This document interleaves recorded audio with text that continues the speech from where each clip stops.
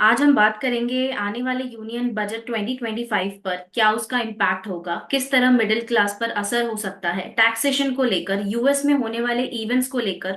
इस महत्वपूर्ण विषय पर हमसे चर्चा करने के लिए आज जुड़े हैं mister Manoj Jain, director of Prithvi Finmart private limited. Welcome sir. Thank you.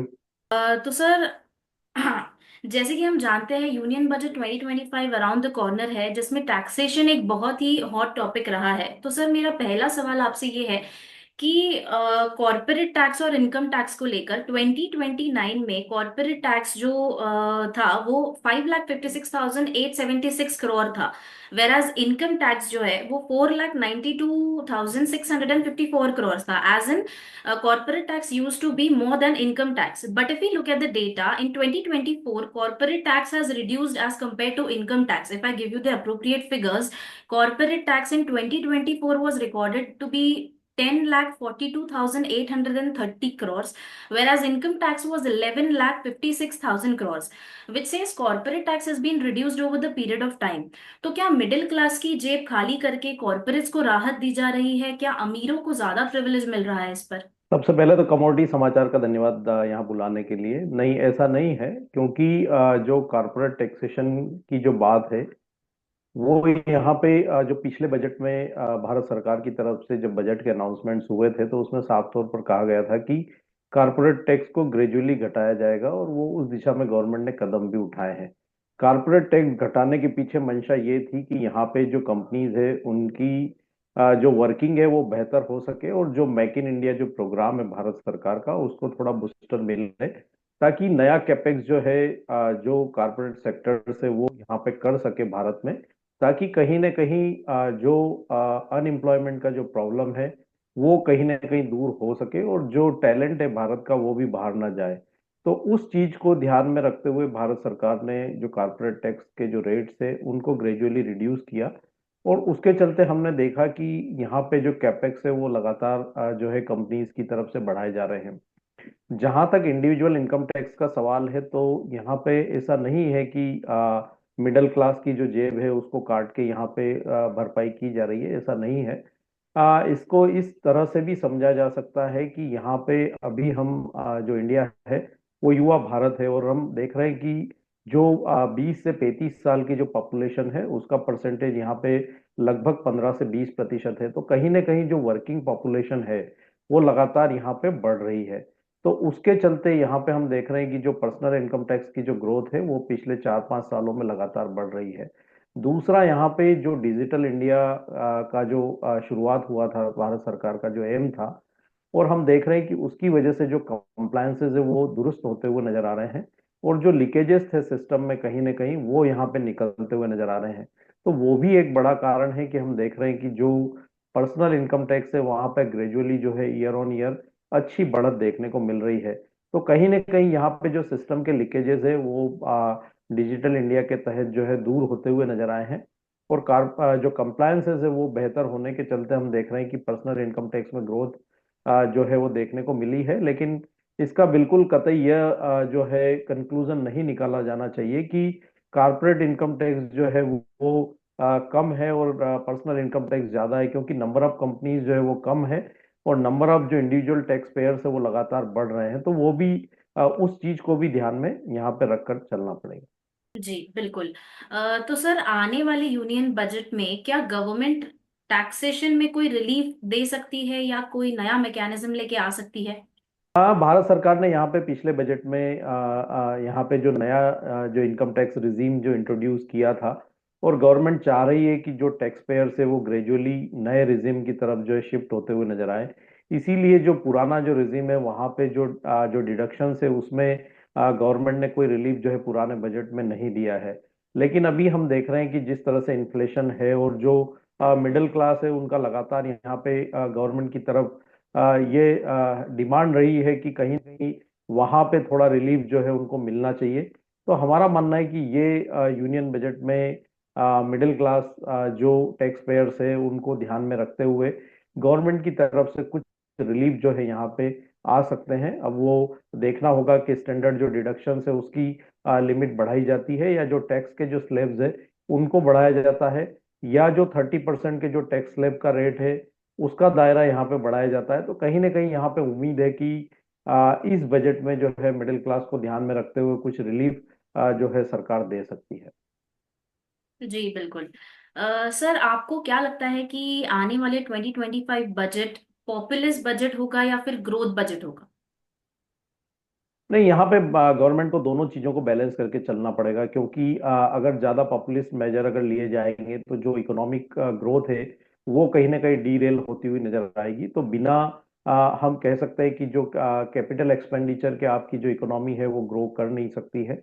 Last budget में भी गवर्नमेंट ने जो बड़े कैपेक्स के अनाउंसमेंट किए थे, तो कहीं ना कहीं यहाँ पे हमारा मानना है कि गवर्नमेंट जो है दोनों में बैलेंस रखती हुई नजर आएगी। कैपेक्स में भी यहाँ पे बढ़ोतरी देखने को मिलेगी, ताकि यहाँ पे जो इंफ्रास्ट्रक्चर डेवलपमेंट है उसको बूस्ट मिलता हुआ नजर आए, जो अनएम्प्लॉयमेंट की जो प्रॉब्लम है वो एड्रेस होती हुई नजर आए, जो इकोनॉमिक ग्रोथ हमारी जो है कमजोर हुई है कहीं ना कहीं वो भी ट्रैक पे लौटती हुई नजर आए। जहां तक पॉपुलिस्ट मेजर्स का सवाल है, तो हम देख रहे हैं कि जो फ्री फूड डिस्ट्रीब्यूशन की जो स्कीम्स है वहां पे गवर्नमेंट ने ऑलरेडी उसको कंटिन्यू किया है आगे के कुछ 3-4 सालों के लिए। तो वहां पे और कोई बड़े पॉपुलिस्ट मेजर मुझे नहीं लगता कि इस बजट में लिए जाएंगे। लेकिन निश्चित रूप से यहाँ पे कैपिटल एक्सपेंडिचर पे गवर्नमेंट का फोकस रहेगा, और एक बैलेंस बजट हम कह सकते हैं कि इस बार जो है रहने वाला है। जी बिल्कुल सर। तो क्या इससे हमारे शेयर बाजार और रुपए और यूएसडी आईएनआर पे कोई असर पड़ेगा? जहां तक रूपी का सवाल है, तो हमने देखा है कि पिछले कुछ समय में हमने 2 से 3% की गिरावट रूपी में देखी है डॉलर के सामने। उसके पीछे काफी सारे रीजन है। डोमेस्टिक हम कह सकते हैं कि डोमेस्टिक रीजन कम और इंटरनेशनल कारण ज्यादा है, क्योंकि हम देख रहे हैं कि जिस तरह से ग्लोबल अनसर्टेनिटी बनी हुई है, यूएस प्रेसिडेंट डोनाल्ड ट्रंप के आने के बाद वो लगातार जो है टैरिफ को लेकर के बयान दे रहे हैं। तो कहीं ना कहीं एक ग्लोबल इकोनॉमी में फियर का माहौल बना हुआ है। उसके चलते डॉलर में एक स्ट्रेंथ बनी हुई है, और उसी के चलते जो ग्लोबल करेंसीज है वो डॉलर के सामने वीक होती हुई नजर आई है। तो उसका असर रुपी पे पड़ता हुआ नजर आया है। दूसरा, हम देख रहे हैं कि जो यूएस के जो बॉन्ड की दरें हैं वो लगातार 4.5% के ऊपर लंबे समय से बनी हुई है। तो कहीं ना कहीं जो पैसा है वो भारत से निकलकर वापस जो है यूएस के बॉन्ड में जा रहा है। तो उसके चलते भी हमने देखा है कि जो फॉरेन एक्सचेंज रिजर्व्स है वो 11 महीने के निचले स्तरों पर फिसलते हुए नजर आए हैं। तो रुपी में थोड़ी कमजोरी देखने को मिली है, लेकिन हमारा मानना है कि यहाँ पे रुपी में कहीं ना कहीं एक स्टेबिलिटी जो है आने वाले 1 से 2 महीने में देखने को मिलेगी। और जो रुपये की गिरावट है वो भी 1 से 2 महीने में जो है थम सकती है, और एक स्टेबिलिटी रुपये में देखने को मिल सकती है। जहां तक बजट का सवाल है, तो यहाँ पे निश्चित रूप से जिस तरह से हमने शेयर मार्केट में पिछले 4-5 महीनों में बड़ी गिरावट आते हुए देखी है, तो हमने प्री बजट जो है एक बड़ी वीकनेस मार्केट्स में आती हुई देखी है। तो हमारा मानना है कि बजट के बाद यहाँ मार्केट में भी एक स्टेबिलिटी देखने को मिल सकती है, और एक जो यूफोरिया बना हुआ है बजट को लेकर के कि यहाँ पे एक डिसअपॉइंटमेंट हो सकता है, तो कहीं ना कहीं वो आशंकाएं भी बजट के बाद दूर होती हुई नजर आएगी, और एक स्टेबिलिटी जो है मार्केट में देखने को मिल सकती है। जी बिल्कुल। तो सरकार की तरफ से 3 कानूनों को वापस लिया गया है और उसके बाद अभी भी प्रोटेस्ट जारी है। हम बात कर रहे हैं किसानों की। किसान इस बार बजट में सरकार से क्या उम्मीद लगा सकता है? किसानों के लिए काफी सारे मेजर्स जो है गवर्नमेंट लगातार ले रही है। जहां तक हम देखें कि जो इथेनॉल ब्लेंडिंग का जो मैंडेट है उसको गवर्नमेंट बढ़ा रही है, ताकि जो शुगर केन फार्मर्स है उनको समय पे भुगतान हो सके। दूसरा, अभी भारत सरकार ने यहाँ पे चना की जो खरीदी है कर्नाटका राज्य में, वहाँ पे मिनिमम सपोर्ट प्राइस पे बाइंग करने का जो है निर्णय लिया है। और साथ ही सोयाबीन सीड को भारत सरकार ने एमएसपी पे खरीदने के निर्णय लिए थे। तो उससे महाराष्ट्र, राजस्थान और मध्य प्रदेश के काफी सारे किसानों को ऑलरेडी फायदा पहुंचा है। तो काफी सारे मेजर्स जो है भारत सरकार की द्वारा जो है किसानों को ध्यान में रखते हुए लिए जा रहे हैं। और हमारा मानना है कि इस यूनियन बजट में भी फार्मर्स जो है वो बिल्कुल फोकस में रहने वाले हैं। और हम कह सकते हैं कि कृषि, किसान और युवाओं को ध्यान में रखते हुए इस बार जो है बजट की थीम भारत सरकार की रह सकती है। जी बिल्कुल। और इसी के साथ अब मेरा नेक्स्ट सवाल आपसे है सर कि एनसीडीएक्स में बहुत सी कमोडिटीज काफी समय से बंद है, जिससे एग्री कमोडिटीज पे असर देखने को मिला है। जैसे कि जीरा, हल्दी, ज्वार, धनिया की कीमतों में गिरावट देखने को मिली है। तो क्या सरकार कुछ बदलाव कर सकते हैं या आने वाले समय में बंद हुई कमोडिटीज को फिर से शुरू कर सकते हैं? वर्तमान में जो भारत सरकार का जो बैन कमोडिटीज है उसका जो बैन है वो 31 जैन को एक्सपायर हो रहा है। और हमारा मानना है कि मार्केट पार्टिसिपेंट्स और जो अनेक प्रकार के जो संगठन है जो यहाँ पे एक मार्केट इंटरमीडियरी का रोल प्ले करते हैं वो लगातार प्रयासरत हैं और अपनी बात लगातार सरकार को पहुंचा रहे हैं कि जो भी कमोडिटीज यहाँ पे बैन की गई थी, चाहे वो चना हो, सोयाबीन हो, सरसों हो या सोयाबीन तेल हो, तो ऐसी तमाम कमोडिटीज को वापस यहाँ पे शुरू किया जाए ताकि इससे ना सिर्फ जो प्रोड्यूसर्स है उनको फायदा होगा बल्कि किसानों को भी डायरेक्ट रूप से इसको फायदा पहुंचेगा, क्योंकि वो हमारी जो भी जीन्स का उत्पादन करते हैं वो यहाँ पे आकर के डिलीवरी दे पाएंगे और एक fair price mechanism, price discovery यहाँ पे होती है। और एक कहीं ना कहीं जो प्रोड्यूसर्स है, जो कंज्यूमर्स है, उनके लिए भी एक रिस्क मैनेजमेंट का प्लेटफॉर्म जो है रहता है। तो काफी उम्मीद है कि यहाँ पे सरकार की तरफ से जो बैंड कमोडिटीज है वो यहाँ पे रीस्टोर की जाएगी जल्द। और कहीं ना कहीं इससे मार्केट में जो एक हम कह सकते हैं कि जो रिस्क मैनेजमेंट का जो मैकेनिज्म मिस हो रहा है वो कहीं ना कहीं वापस जो है ट्रैक पर आता हुआ नजर आएगा। तो काफी उम्मीद है कि इस बार गवर्नमेंट जो बैंड कमोडिटीज है उनको रीस्टोर कर सकती है। जी बिल्कुल। सर, हमने हमने पिछले 4 सालों में एफआईआईज की बड़ी बिकवाली देखने को मिली है। एफआईआईज ने 7 लाख करोड़ से ज्यादा का माल बेचा है और जो एफआईआई का होल्डिंग है वो 16% से नीचे है। सरकार एफआईआईज को वापस से इंडियन मार्केट में इन्वेस्ट करने के लिए कोई प्लान तैयार करेगी या फिर इस बजट में क्या एफआईआई को वापस लाने का कोई प्रावधान बनेगा? जहां तक एफआईज का यहाँ पे बिकवाली का सवाल है तो हम देख रहे हैं कि जो वैल्यूएशन के लिहाज से भारत के मार्केट काफी महंगे थे। और एफआईज जो है वो हमेशा अपॉर्चुनिस्ट होते हैं, उनको जहाँ पे सस्ता वैल्यूएशन होता है वो वहां पे पैसा लगाते हैं। तो हमने देखा है कि पिछले एक एक डेढ़ साल में भारत में जो वैल्यूएशन है मार्केट के वो काफी ऊंचे थे, तो उसी को ध्यान में रखते हुए एफआईज ने यहाँ पे बड़ी मुनाफा वसूली की। दूसरा, यहाँ पे यूएस में बॉन्ड की जो दरें हैं वो काफी आकर्षक थी, तो यहाँ से पैसा निकल कर बॉन्ड में जाता हुआ नजर आया। यूएस मार्केट में तेजी थी तो कुछ पैसा वहां भी शिफ्ट होता हुआ नजर आया। और बाकी कुछ जो इकोनॉमीज है जहाँ पे वैल्यूएशन सस्ते थे तो पैसा यहाँ से निकल कर उधर जाता हुआ नजर आया। लेकिन अभी जो हमारा मानना है कि जो वैल्यूएशन है भारत के बाजारों का वो एक रीजनेबल लेवल पे आ चुका है। तो कहीं ना कहीं आने वाले दिनों में एफआईज की बिकवाली भी जो है थमती हुई नजर आएगी। और निश्चित रूप से यहाँ पे कोई जो हम कह सकते हैं कि कंफ्यूजन जो क्रिएट हुआ है तो सरकार जो है उसको इस बजट में दूर करेगी और जो बिकवाली है प्राइस की वो आने वाले दिनों में थमती हुई नजर आएगी। जी बिल्कुल। सर, ये तो बात हो गई बजट की। अब जैसे कि हम सब जानते हैं कि यूएस का बहुत इफेक्ट पड़ता है हमारे इंडियन मार्केट पे, उनके जो भी न्यू पॉलिसीज आती है। और अभी रिसेंटली डोनाल्ड ट्रम्प जी ने अपना पहला इनॉग्रेल स्पीच भी दिया था।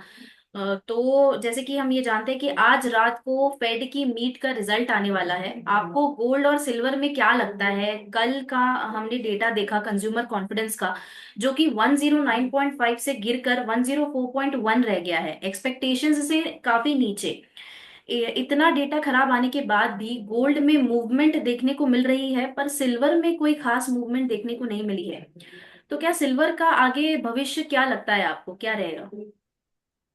जहां तक सोने और चांदी का सवाल है तो यहाँ पे जो एफओएमसी की मीटिंग के जो आउटकम्स आना है, तो मार्केट ये मान के चल रहा है कि इस बार एफओएमसी जो स्टेटस को रख सकता है। हालांकि यहाँ पे यूएस प्रेसिडेंट ने यूएस फेड को साफ तौर पर बोला है कि उनको ब्याज दरों में कटौती करना चाहिए ताकि यूएस में ग्रोथ को जो है बढ़ा सके। तो यहाँ पे फेड के जो कमेंट्स है वो काफी इंपॉर्टेंट रहेंगे मार्केट के लिए।